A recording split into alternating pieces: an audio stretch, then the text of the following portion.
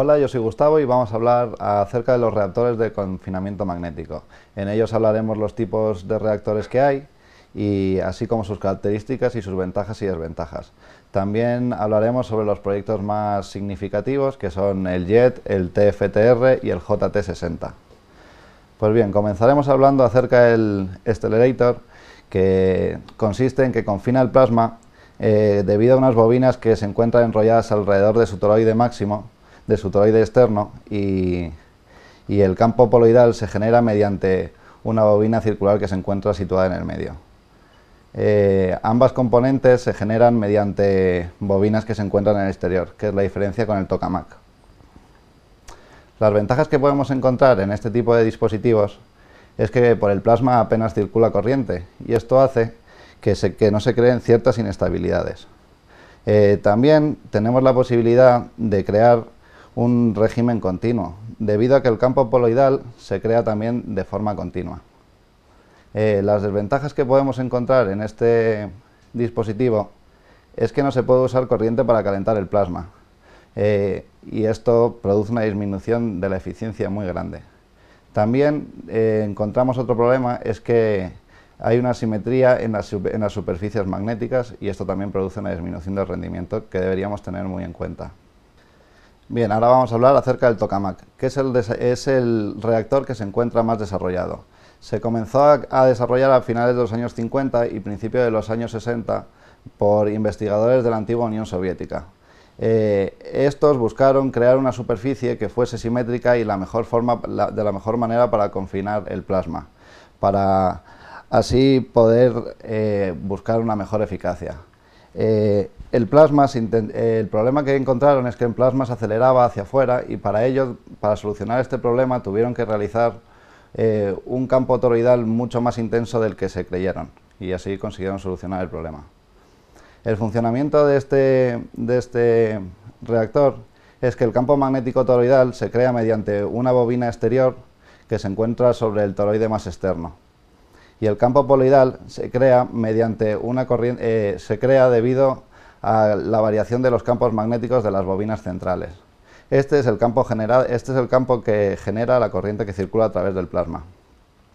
Como podemos ver aquí en el dibujo, las bobinas que se encuentran alrededor del toroide son las encargadas de crear el campo toroidal, mientras que la que se encuentra en rojo, que se encuentra en el medio, es la encargada de crear el campo poloidal y la que hace que circule corriente alrededor del plasma.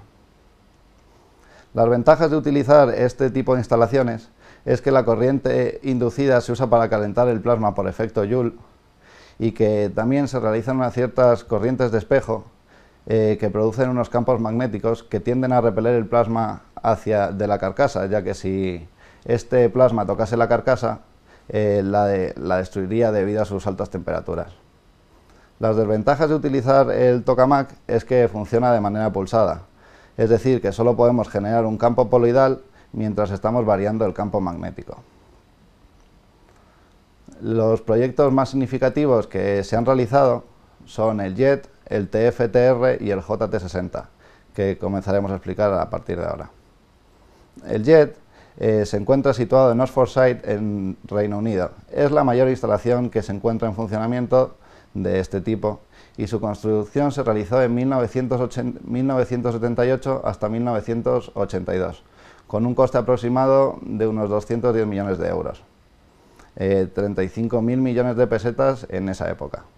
Los primeros experimentos se realizaron en 1983, y hasta 1991 no se logró la primera liberación controlada de energía de fusión. En 1997 se llegó a un récord mundial en el cual se consiguieron emitir 16 megavatios de energía de fusión, pero con la desventaja de que se produjeron a partir de 24 megavatios de potencia.